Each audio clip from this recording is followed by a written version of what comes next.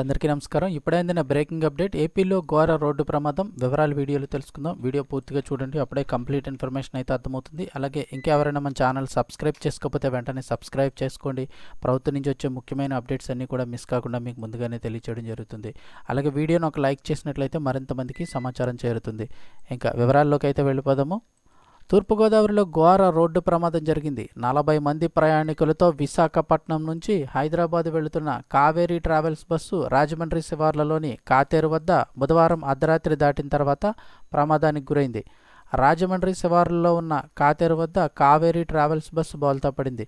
బ్రాహ్మణ అగ్రహారం సమీపంలోని road diversion నేపథ్యంలో జాతీయ రహదారిపై మలుపు తీసుకుంటున్న సమయంలో వేగంగా ప్రయాణిస్తున్న బస్సును డ్రైవర్ అదుపు చేయలేకపోవడంతో ఆ బస్సు పల్టీలు కొట్టిందని చెప్తున్నారు. ఈ ఘటన జరిగిన వెంటనే ట్రావెల్స్ బస్సు డ్రైవరు, క్లీనరు పరారయ్యారంటున్నారు. ప్రమాద సమయంలో బస్సులో 40 మంది ప్రయాణికులు ఉన్నారు.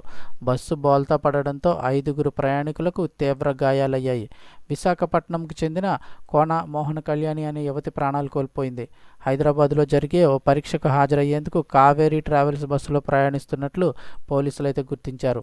ఈ ప్రమాదంలో గాయపడిన వారిని పోలీసులు కాకినాడ ప్రభుత్వ ఆసుపత్రికి తరలించారు. మొత్తం 18 మందికి గాయాలయ్యాయి. వారిలో 13 మందికి స్వల్ప గాయాలు కావడంతో ప్రథమ చికిత్స తర్వాత తమ స్వస్థలాలకు వెళ్లిపోయారు. కాకినాడకు చెందిన సిహెచ్ కోటేశ్వరరావు, ధనలక్ష్మి రేణుకలను కాకినాడ ప్రభుత్వ ఆసుపత్రికి తరలించారు. ఇక తేజస్విని, దీక్షితులను కిమ్స్ ఆసుపత్రిలో చేర్చారు. గాయపడిన వారిలో మెరుగైన వైద్యం కోసం 3 కాకినాడ ప్రభుత్వ ఆసుపత్రికి, 2 కిమ్స్కి తరలించారు. ఈ ఘటన వచ్చి రాజమండ్రి శివార్లలో జరిగింది.